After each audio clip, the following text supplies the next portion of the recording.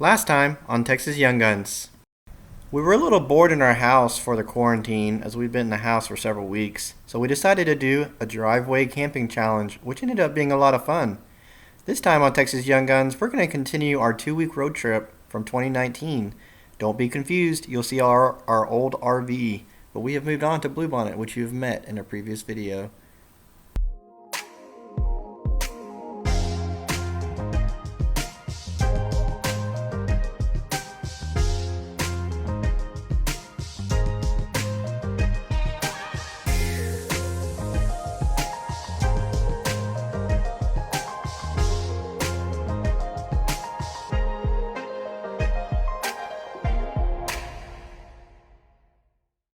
Hey guys, welcome back to Texas Young Guns. We haven't followed this storyline in a while, but we thought we'd go back to 2019 and continue our 2-week journey.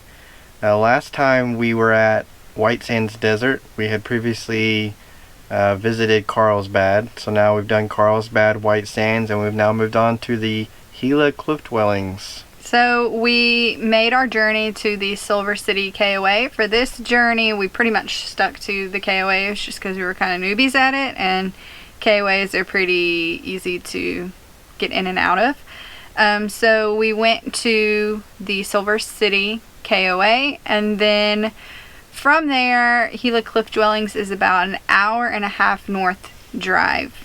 Yeah, and the drive is something in its own. It's up Highway 15. Some of it's through town, but eventually you get through a small freeway. Well, I guess you wouldn't even call it a freeway. It's a small, like, mountain road that's not any bigger. Like, if you're planning on taking your RV to the Gila Cliff Dwellings, it's not going to happen. Not only dangerous, but it probably just isn't going to happen because it's, like, super steep, windy roads. Now, it's an hour and a half if, like, you go from point A to point B, but allow yourself way more time because literally at every potential pull-off spot there was, we were like, oh, we have to stop there and take a picture. Yeah, like almost every stop. We have to stop there and take a picture because, like, every pull-off was the most breathtaking area that we had seen, so. Yeah, because you're approaching the, what is it, the Gila National Forest? The Gila National Forest, so there's, like, mountainous regions, which us flatlanders, every time we see a mountain, it's just like, oh. But, yeah, it's like a mountainous terrain, but also forests, if that makes any sense. Yeah, and this stop was a tough one on our trip because it's only one thing to do. And it's not, I'd never heard of it. Yeah. I mean, but for the most part, we knew it was going to take a lot of time. Yeah, it's definitely an all-day affair. Because you got to think, it's going to be at least an hour and a half with no stops just to get there. Then you have to explore the region. I think there's a shorter route. Like, if you don't want to take the scenic drive, I think there's a shorter route you can take. It's still pretty long. I think an hour and a half would be a safe bet to say minimum. Yeah, if you're not stopping. And you don't want to take the other route because it's just, boring roads. The winding road up Highway 15 is really what you want to do just because of the views. And you're so deep into the forest. It's definitely worth taking that drive. So once you take these winding roads, you'll actually arrive into the park. And it's in the Gila National Park. It's a national park. It's a national park. Yep. And the check-in is a little confusing. It's not really that straightforward. Well, it is now that we're telling you, but if you're trying to figure it out, you have to go way to the back, kind of where the roads end. And the place, I wouldn't call it run down, but you can tell they're lacking some funding. It's just like a really small visitor center that you'll come to, and that's where, like, you go in and you buy your passes and you get your map, and he tells you where to drive down to and all of that kind of stuff. Now, I think we paid like $10 to $20 to get in. I don't really remember because it was several months ago, but I did just recently look on the website, and it said as of August 2019 it is a park entrance fee free zone. that's a tongue I had to really think about that, which is crazy because we were there July-ish, so it must have been like the next month it became free, so they must have got... That's odd because you can tell that they're kind of hurting on funding, and then they just made it free, so I wonder what I had like one employee there, and it wasn't like unclean or anything like that. It's just very small. You can tell that. Obviously, while we were driving there, you didn't see, any cities or, like places where people lived. Like, whoever works there has quite a commute to get to work, so. Or they live up in the mountains.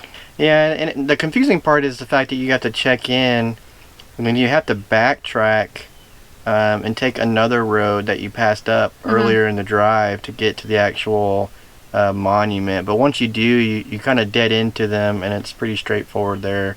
There actually be a park ranger there who's waiting on visitors. He'll give you some information. He'll warn you about the hike. There's a big board that has all kinds of wildlife, which if I would have noticed that board, I probably would not have went on the hike. Yeah, it's like a whiteboard thing, and basically whenever you see critters or animals or whatever, in this case the S word, a gopher snake. Yeah, snakes, you can tell the ranger about it and they'll add it to the board, and he gets really excited about it. Really excited. Like, he was not the least bit concerned that there was a snake on the railing.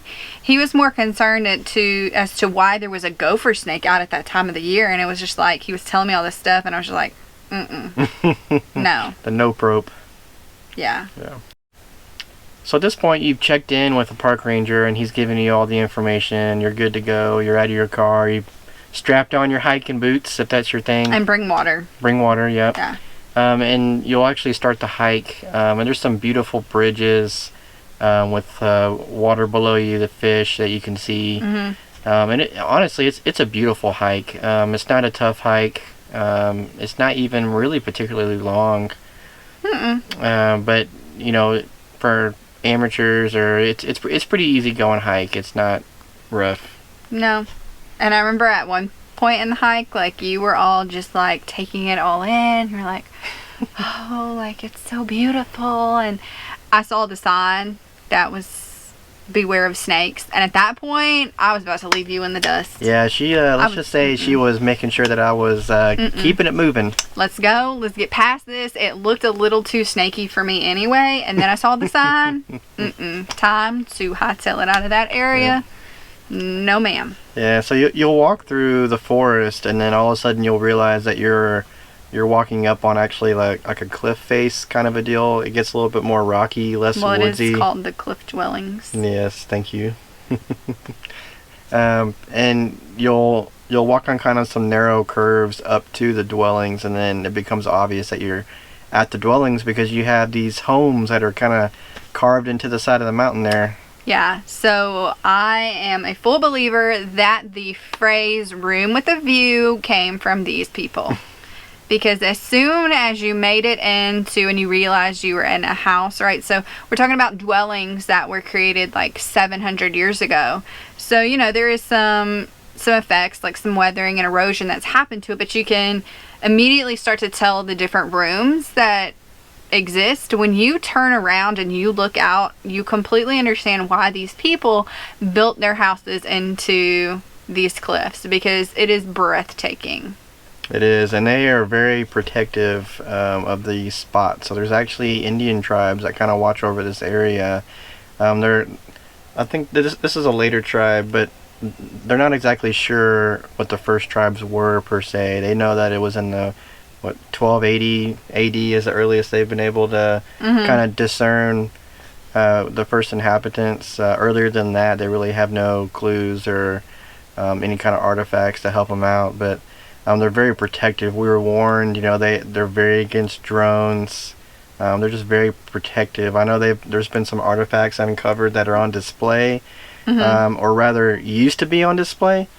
And they were actually asked to be given back to the Indian community just for that reason, because they were sacred. So it is a very protected area, so just keep that in mind. And one interesting thing is, like, I would say this was the first, so we went to Carlsbad, and then White Sands. But at this trip, one thing that really stood out was the pictographs there. Mm-hmm. And it was kind of interesting because as we kept traveling through this region, pictographs kept coming up, and especially with the Indian tribes. So for instance, we went to, where were we? With the Navajo Indians. Mm-hmm. It was the same thing. There were pictographs, and you have all of these people trying to interpret what the pictographs meant. But it was interesting as we traveled from, New Mexico to Arizona to Utah. All of the pictographs were kind of similar in a way, and this was like the way that they communicated with each other. Mm-hmm. Yeah, it was a very, very cool trip. I highly recommend coming here. Now, we'll have to warn you that there are parts of it that require you to climb either stairs or particular ladders. Now, we'll say if you didn't want to do the ladders, because they were trying to kind of recreate what they would have had there on site, mm-hmm. That you can go back down the way that you came up. But the ladders is kind of a quick, scale down the mountainside there, just like the natives would have. So if you're lucky enough, because I think when we were there, it might have changed, but they didn't exactly have times per se. But if you're lucky like we were, you'll get to the top where the dwellings actually are, and there will be a park ranger there waiting on you. And he or she will love to tell you all about it. They take groups through. You crawl through the little home areas. They talk mm-hmm. about everything.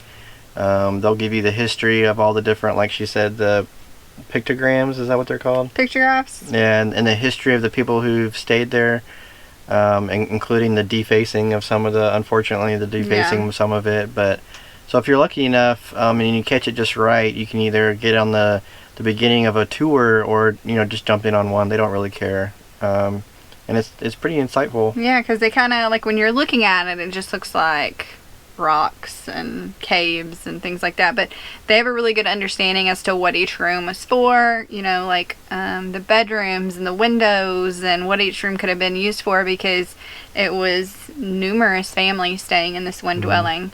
And what I liked is, we were there in July, so you're talking about the heat of the summer, but when you went inside of this dwelling, it was really cool, and not just like cool, but like weather cool. Mm-hmm. You immediately felt the temperature drop. So it was very interesting as to, all the reasons that these native peoples built their houses into these cliffs. Mm-hmm.